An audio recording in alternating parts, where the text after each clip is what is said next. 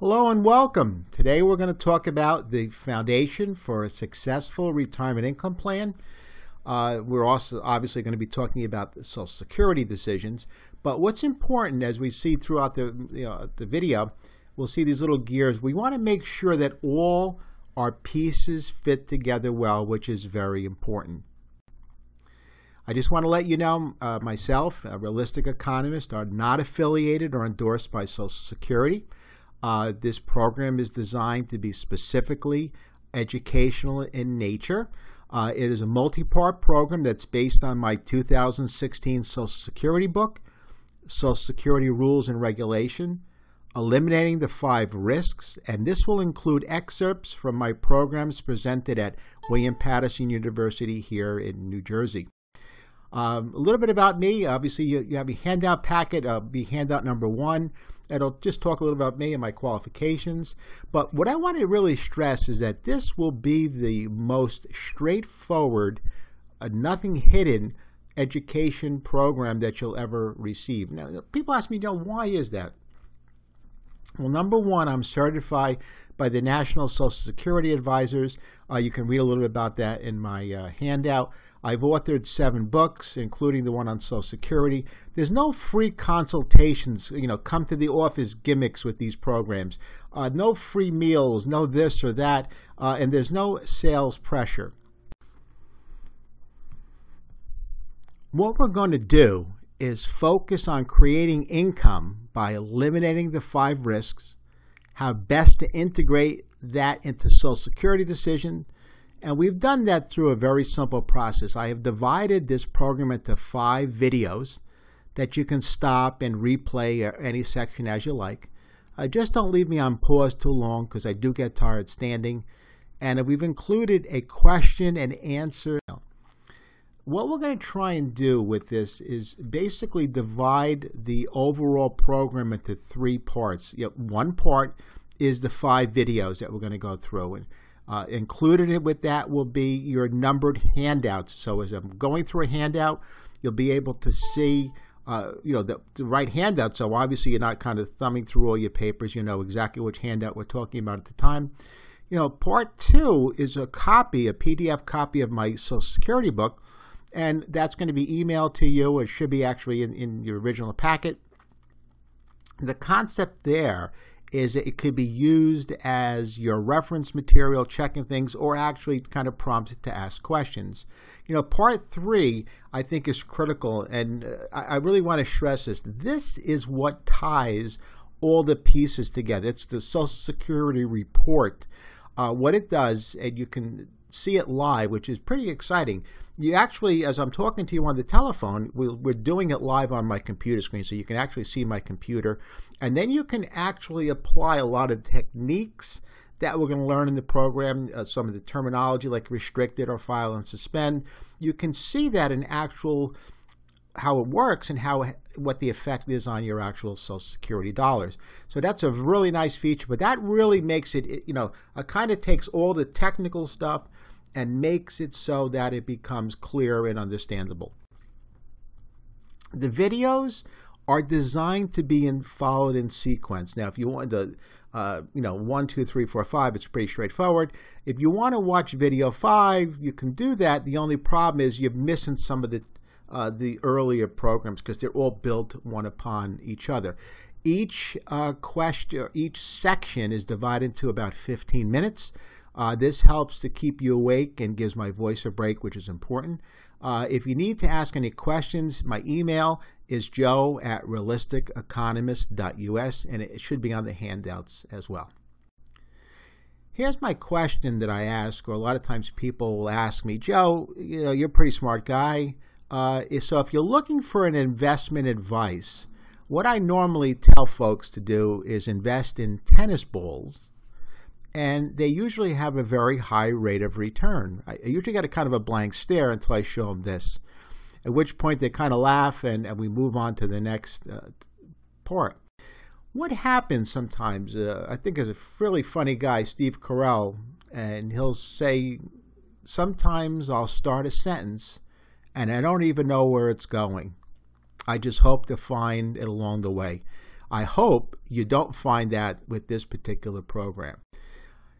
We're going to go through 4 main parts. One, we're going to talk about the economy and why, where is the economy going and why that is important. The basics about Social Security benefits and the filing. The case studies and changes under the new budget, which is important. Closing the gaps in retirement income by eliminating the 5 risks through the use of the Social Security and income report. Now that's important because that's going to see how all these little pieces really kind of fit together and make it all work for your own benefit. Now what's interesting, and I kind of think it's funny, really, if the people that are creating fiscal and monetary policy are not sure where the economy is going or what's going to happen, then how are we going to do, or how are we going to make good financial decisions, make good Social Security decisions, and basically enjoy our retirement? What I'm going to tell you, folks, it is real tough.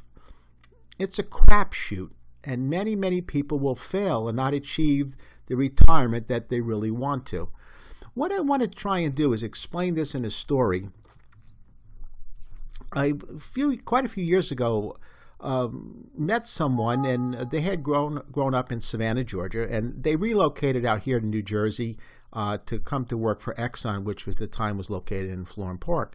And obviously Savannah, Georgia has hot summers, and the hot summers there are very humid, and he was very appreciative of the less humid summers out here in New Jersey. But one thing that always intrigued him was as Arizonians say, when it's hot, it's dry heat, so you don't really feel it as much. So he wanted to go out to the Sonoran Desert, and what he did is he kind of gathered up his family, and they went out. Rented a Lincoln Navigator, and they all piled in, and they went to enjoy the scenery, the landscape, the cacti, coyotes, and sand dunes, and all the beautiful landscape and the beautiful picturesque area that it actually was. And they were had a great time. They were enjoying the trip. Everything was fine. They've seen things that most of us probably have not seen in our lifetimes. And his daughter goes to him. She says, Dad, I just noticed the gas gauge is low. As soon as she said that proverbial ding came on, and the little warning light that they were running out of gas.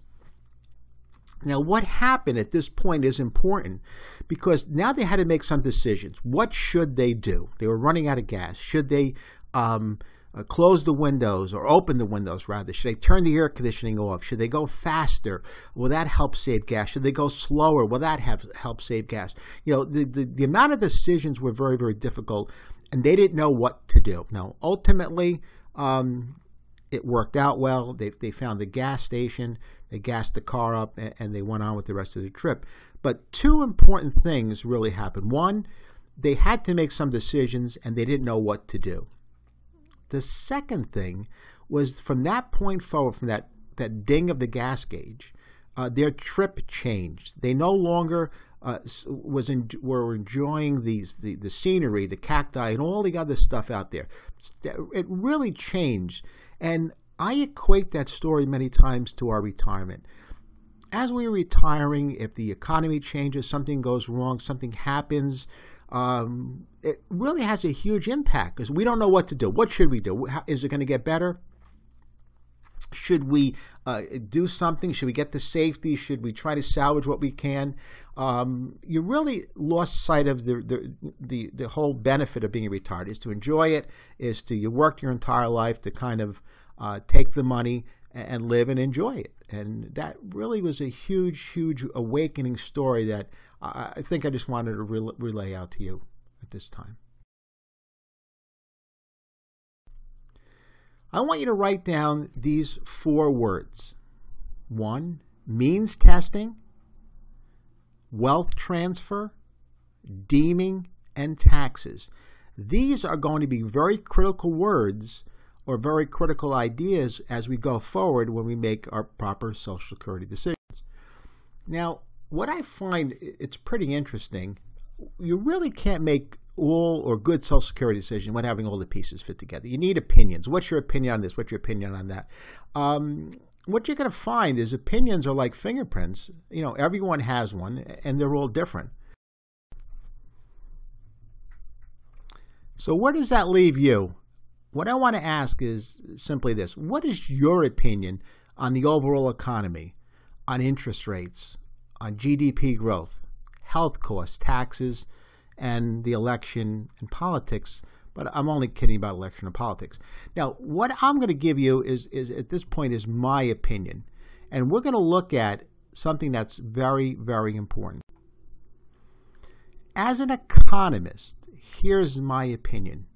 I love that movie by George Clooney and Mark Wahlberg when it was called The Perfect Storm. We're looking at a perfect storm that's currently brewing. The Grace Tsunami, as I call us, is a group of a lot of old folks that are getting ready to retire or just basically retiring, and they're going to put huge pressures on Social Security and Medicare, among other services. We've been deficit spending for decades. We're going to continue to deficit spend for decades. We currently have $19 plus trillion in debt. We have trillions of dollars of unfunded liabilities. And the proverbial can only be kicked so far. It just can't be. In other words, what we're trying to say is this. There's a price to be paid for all the years of our spending. And what's going to happen is that we can't kick this can much further.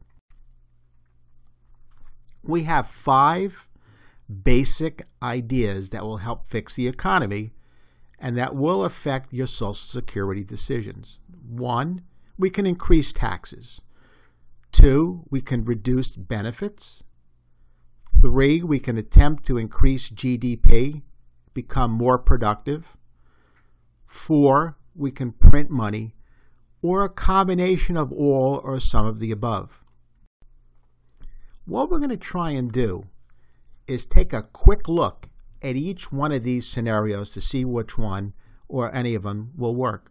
We can raise taxes. Pretty simple. But the question I have for a lot of folks is how much more can we raise taxes before it really puts a dent on the economy?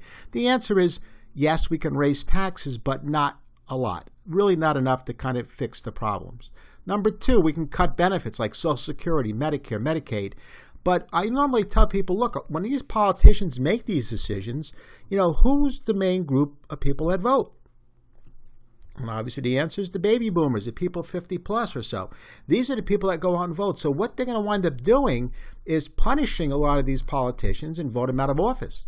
But the question that I have is, will we do that?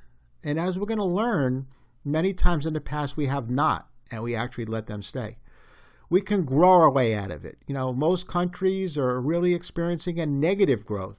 Our Congressional Budget Office really says if we get a 2% growth over the next decade, we'll be fortunate. Many countries over the world are experiencing or declining, experiencing minuses or declining populations. So this is important. As we look to these decisions, we have to find out one of the 5 or some of the 5, how can we fix the problem? We can just print more money. That'll work. We've been doing that in the past. We continue to do that with quantitative easing, and that's been working. So I guess it's not, because we still have problems. The only answer, and it's important to understand this as we make our Social Security decisions, is they're going to have no choice but to raise taxes and cut benefits. There is, unfortunately, no other way around it. But the question is, how are they going to do it? On who are they going to do it? And how much are they going to do it? We're going to find that it's already started. A lot of the things of cutting benefits and raising taxes are already there.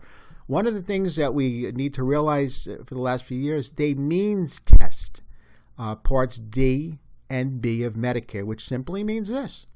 If you have some means, you have a little bit more means, money, you're going to pay more for your benefits. Sounds simple, but sometimes their meaning of more assets and more means is not really significant to justify paying a lot more. The Balanced Budget Act created 3 classes of boomers, with most losing over $100,000. So right now what we're seeing is our benefits are costing more, and they've actually taken income away from us. Taxing Social Security benefits. What they're saying is if you got some wealth, we're going to talk about that a little later in the program, if you have a little extra wealth, we're going to pay tax on your Social Security benefits, just like when you were working. We can change the CPI for COLA. We're going to talk about that very, very briefly. Talk about a chained CPI. What that means is they want to adjust the inflation rate by using a different CPI. That's going to make a difference in if there are any COLA increases. And then if that's not enough, they're going to means test any COLAs away. So what they're saying simply, if you have a little means again, you're going to pay more for Medicare B and D. You're also not going to be able to get your COLA increase. Unfortunately, it still is not going to be enough. They need to go back after other assets. So the point I'm trying to make here very simply is they want to try and eliminate the stretch IRA possibility where you can pass IRA money to kids or grandkids, let them take it over life expectancy. They want to speed up a capital gains effect when you have a step up in basis. If my mom passed away with some stock and I inherited it, I wouldn't pay any tax on that because it gets a step up in basis. They want to also look to find ways to put Roth IRAs back in play and making you forced to take the money out at 70 and a half or some age thereafter. Right now, you're not forced to take the money out of it. So they want to bring that money back into the economy, into spending and taxed. So what's going to happen is we're looking at a lot of changes out there. So if anyone thinks that we're not going to see huge tax increases or benefit cuts, then you're really not understanding how the economy is ultimately working. Now, tax increases and benefit cuts are coming. How do we prepare for them? Number one, you have to have a clear understanding of how all the pieces work. How will my decision affect me in the future? A perfect case is a Social Security decision. If you don't look at everything and understand how things are going, you may have, and we'll look at some specific examples, where you're actually maybe holding out, waiting to 70 and a half to get more Social Security benefits. You're going to find that you're going to pay more taxes, and your Medicare costs will be higher by waiting. And you say, what was I thinking? Why would I wait and now pay more in taxes and more in Medicare payments? So that's why it's so important that we take the time to follow the 6 steps to get the best decision for our Social Security income. And that is part, we'll talk about it later in the program, but just to let you know, that is on handout number 2. As we explain, if you can picture 2 gears, all the gears will work well as long as each little sprocket thing is connecting to the next or is folding into the next, so that that they will turn and they'll do what they're supposed to do. But we have to understand these little sprockets or the little tabs are our choices. We have Social Security elections, we have longevity risk, we have RMDs, required minimum distributions, we have inflation risks. We've got to start making decisions on a lot of these items. We have market volatility, we have taxes, we have means testing in there, we have sequence of returns, which we'll talk about later, in averages. What will happen is this. Let's say, for example, one of those with the red dot is off the table or something happens. That's going to change the way these gears work. Possible they may not work at all. So that's why it's so important to see all the pieces fit and move. The same thing is with, hey, we had some changes in Social Security. Most couples lost $100,000. How does that affect our ultimate decision? So what we need to look at is this. We have health costs in there. What are we going to wind up paying in the future? We have a lot of unknown unknowns. We have family pressure. We have emergencies. We have different things out there that are really going to make choices or ideas difficult to implement. Then we have the black swan. We don't know. Could call it an unknown unknown. We had a black swan in 2008. It took a big hit. Now, the problem is we don't know. We know they're going to come. We just don't know when they're going to come or how often. When we look at Social Security basics, I want to stress this. It is really important. It's hard to make an educated choice without having all the facts and how each fact affects your Social Security choice. That's why the reports help a lot as you can decide with inflation or different things. You can see these numbers on the actual report. You'll see a huge, huge difference.